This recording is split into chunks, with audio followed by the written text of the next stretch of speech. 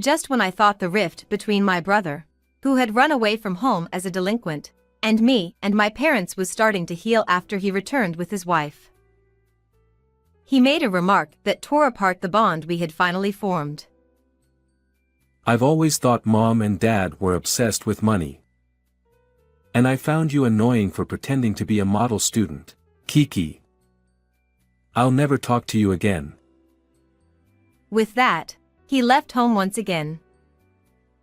We were left in shock, not yet knowing the secret my brother was hiding. My name is Kiki. I'm 30 years old, single, and living with my parents. Our family is quite wealthy, but I live an economically independent life without relying on my parents. I have an older brother, George, who is 2 years older than me. However, George and I have never gotten along since we were kids. The reason for our sibling discord lies with our parents. I must admit, I was good at both academics and sports. I had many friends and a bright personality, never causing trouble for my parents. In contrast, George was good at sports but not so much at studies. He often hung out with bad friends, causing our parents a lot of trouble. As a result, our parents started comparing us more often, and George would take out his frustration on me each time. He hit me and broke my valuable belongings. I have many unpleasant memories of things my brother did to me. Eventually, George's behavior got worse, and he started getting into trouble with the police.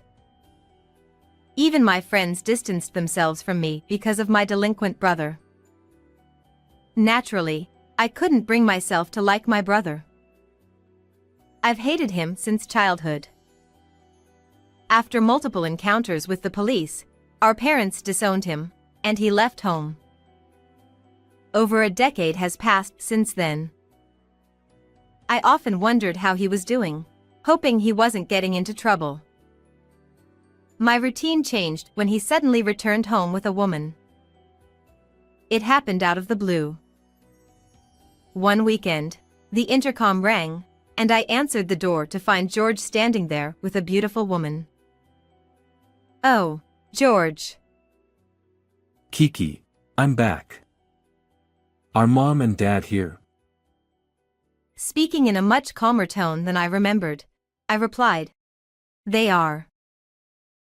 When I told our parents that George was back, Dad said, "Come in for now," allowing George to cross our threshold after a long time. I apologize for all the trouble I caused. I must have been a burden to Mom, Dad, and you, Kiki. I am truly sorry. Our parents, who had been worn out by George's actions, glanced at each other and nodded with a gentle expression. We regret comparing you and Kiki. We're sorry for that. I know you had a hard time too, George. We should have been more considerate. I'm sorry. Hearing our parents apologize, George's tense expression softened into one of relief. If Mom and Dad forgive you, I have no reason not to. Thank you. He then introduced the woman sitting quietly beside him. This is my wife, Sadie. Nice to meet you. I'm Sadie. I look forward to getting along with you. Sadie's elegant bow surprised us. Brother, you got married. Yes, recently. I'm working a proper job now as an employee at an auto repair shop. Assuming Sadie was just his girlfriend, I was surprised to learn they were married. But knowing that my troublesome brother had settled down, started a family, and was working properly brought more relief than anything. Our parents seemed to feel the same, and Mom said, George, you've really grown up. Dad nodded with a smile. Seeing our parents, George seemed determined. I wanted to apologize and also discuss something. Sadie and I talked, And we want to live with you to take care of you in your old age. We came to ask for your permission to do that. As a way to make up for the past, please let us." Our parents, surprised, discussed briefly before accepting George's proposal with smiles. "We'd be happy if you feel that way, George. Come visit anytime from now on." Our parents' words made George smile, and our reunion ended peacefully. After that, Mom brought out tea and snacks, and we all enjoyed tea together before parting ways. Sadie, with her warm personality, quickly became close to me, and soon we were shopping together on weekends. "It's like having a real sister," Sadie said joyfully. Having lost her parents at a young age, Sadie was alone in the world. So I, though her sister-in-law, treated her like my real sister. Even though I forgave my brother, the long-standing rift between us didn't disappear overnight. For a while, our conversations were awkward, but with Sadie's bright and kind nature, we slowly began to talk more calmly. It felt like the tension between us was easing, but 6 months later, George suddenly said something that changed everything. "Forget about living together. I won't take care of you in your old age." One evening after work, George came alone and said this, leaving us confused. Our relationship with him had been improving. We couldn't understand why he suddenly wanted to undo that. "What happened, George? Is something wrong?" she asked gently, trying to calm him, but George stood up and shouted. "Don't push the care of old people onto me. I've always thought you were obsessed with money. All you care about is making money. Use your money to take care of yourselves." Our parents were shocked into silence by his outburst. Unable to stay silent, I said, "Brother, what's wrong? There's no need to say such horrible things." At that, George glared at me. "Shut up, you're always acting like a model student. I'm never talking to you again," he declared, and stormed out of the house. We were bewildered by his sudden guilty. Wondering what had happened to him, we asked Sadie, but she only shook her head, equally puzzled. We never found out the reason for George's sudden change of heart. However, since we had grown close to Sadie, we often had tea and meals with her, without George knowing. Dad even said, "I'd rather cut ties with George and adopt Sadie." Then came the shocking news. George had passed away due to an illness. Sadie informed us that he had been feeling unwell for a month, and a hospital visit revealed advanced stomach cancer. By the time it was discovered, it was too late for treatment. Our parents questioned why Sadie hadn't told us for a month. Sadie tearfully explained, "George didn't want to burden the family. I'm really sorry for keeping it a secret." Her tears made it impossible to pursue the matter further. Following local customs, the wake and funeral were held at our home. When the monk arrived to chant the sutras, he glanced around the house. He looked startled when his gaze fixed on a certain spot, but then began chanting as if nothing had happened. After the chanting, Sadie took over greeting the guests, as our parents were too grief-stricken. When I was still sitting in shock after my brother suddenly disappeared, a monk approached and began speaking softly to me and my parents. "This might be hard to believe, but I can hear the voice of the deceased. I can hear your brother's voice." Huh? My parents and I were stunned by the monk's unexpected statement. Of course, neither my parents nor I could hear my deceased brother's voice. However, the monk pointed to the living room chair my brother used to love and said, "He is still sitting in that chair, watching over the family." Though skeptical, we decided to listen to what the monk had to say. According to the monk, my brother was asking us to check his closet. After the monk left and Sadie had also withdrawn, my parents and I searched the closet in my brother's room, which had been left untouched since he went away. Among the old items, we found a relatively new cardboard box. Inside was a notebook that seemed to have been used until recently. The contents of the notebook, which was a diary written up to a month ago, shocked both my parents and me. It revealed that Sadie was having an affair with a young guy and had accumulated a large amount of debt to support him. As we struggled to believe what we were reading, some papers fell from between the pages of the notebook.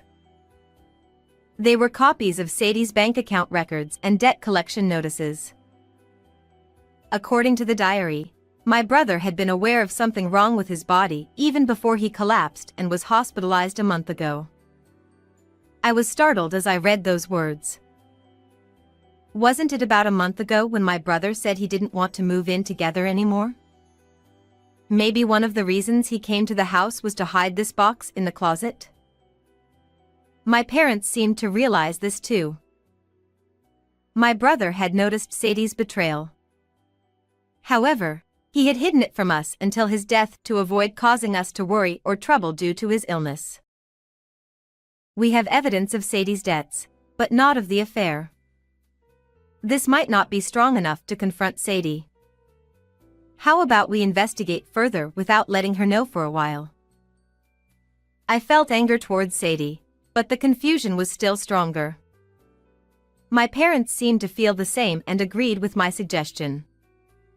We wanted to be certain that Sadie had betrayed us. After my brother's funeral and things had settled down, I hired a private investigator to look into Sadie. The evidence of Sadie's affair and debts surfaced quickly. Photos of her entering and leaving hotels with the guy, and the discovery that she was blacklisted by several financial institutions due to her debts, came to light. Sadie, who had been turned away by legitimate financial institutions, had eventually started borrowing from illegal lenders. Moreover, I received a recording of Sadie making a phone call while I had left our table during a tea outing. My sister-in-law and in-laws haven't noticed anything. It's so helpful that they're so oblivious. That family is rich, so once I control them, it's all mine. Hearing this shocked me. According to the investigator, the person on the other end was likely the guy. Sadie's intentions were now clear. From the beginning, she had aimed to ingratiate herself with us to eventually seize our assets by gaining mental control over us. My brother's diary revealed that he had realized Sadie's true nature after marrying her.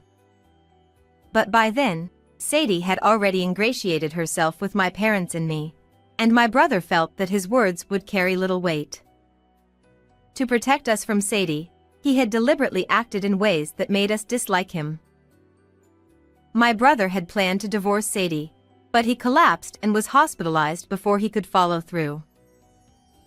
Even during his hospitalization, Sadie kept the affair and debts hidden from us to prevent her plan from being discovered. Neither my parents nor I could forgive Sadie. We copied the diary and related documents left by my brother and called Sadie to the house. Thinking she was invited as usual, Sadie entered our house with a smile. "Hello." But when she noticed our glares, she hesitated. "What's going on?" My father told her to sit down, and Sadie complied. I spread out the copy documents on the table. "What is the meaning of this? It seems you were having an affair with a guy while my brother was alive. And you were secretly borrowing money from suspicious sources. Did you approach my brother just to get our money? Is that right?" Sadie looked down as I pointed to each piece of evidence and questioned her. I expected her to either show remorse or make excuses, but instead, she burst into unexpected laughter. "Ha ha ha. So I've been found out. What a nuisance that George left such a diary. This ruins my plans. Who would take care of old people like you if not for money? Seeing Sadie's true nature for the first time, my parents and I were speechless. Sadie continued with a vile smile. I haven't committed any crimes. George is gone, and you can't claim any compensation. I couldn't take money from your family, but I'm still young. I'll find another rich old man and get the money from him. So, I have no use for you anymore. Goodbye forever. After saying all she wanted, Sadie stood up and tried to leave. But we had prepared for this. I followed Sadie to the door. Wait. But Sadie didn't stop.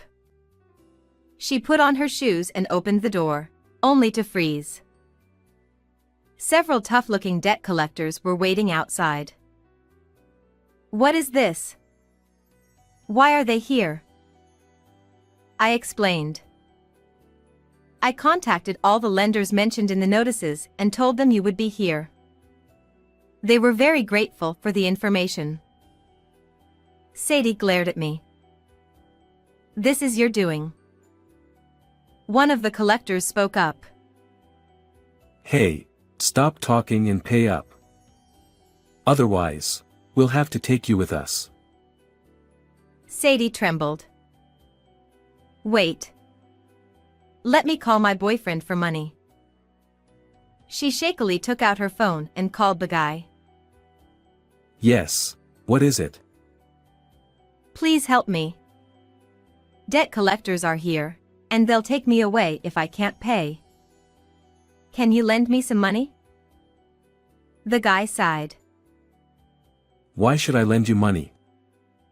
Sleeping with you was just part of my job. If you have no money, our relationship is over. What happens to you is none of my concern. Goodbye. Wait. Do you know how much I've given you? Please, don't hang up. Sadie, almost in tears, continued yelling into her phone for a while. Eventually, one of the impatient debt collectors spoke up. Looks like your boyfriend has ditched you too. You'll have to earn the money yourself. Come with us. No. Help me. You said I was like a real sister to you. You talked about adopting me. Please, help me. As Sadie was being dragged away by one of the debt collectors, she pleaded for our help, but there was no way we would help her. After mocking my brother, how can you even say that? Go to the depths of hell, I said. Hearing my cold words, Sadie's eyes widened in despair, and she hung her head as she was taken away by the collectors. One of the debt collectors smiled at us as they left. Thank you for your cooperation. If you ever need help, feel free to contact us. That was the most terrifying part. What happened to Sadie after that, neither my parents nor I know. But it's certain that she's not living a happy life. I decided to reread my brother's entire diary. Alongside many apologies to me, there were these words. I might have been a burden to Kiki, but Kiki was a source of pride for me. I pray for Kiki's happiness in the future. These words must have been my brother's true feelings, hidden beneath his unsentimental exterior. I wiped my tears and read those words over and over again. Later, I married a man I met at work and moved away from home. Just as my brother had hoped, I am very happy now. Even now, on my brother's monthly Memorial Day, I always visit his grave with my parents. We talk to his grave, trying to make up for the time we couldn't spend together while he was alive. I sincerely hope that my brother will be reborn and find happiness in his next life. How did you like this story? Please don't forget to subscribe to the channel. See you in the next video.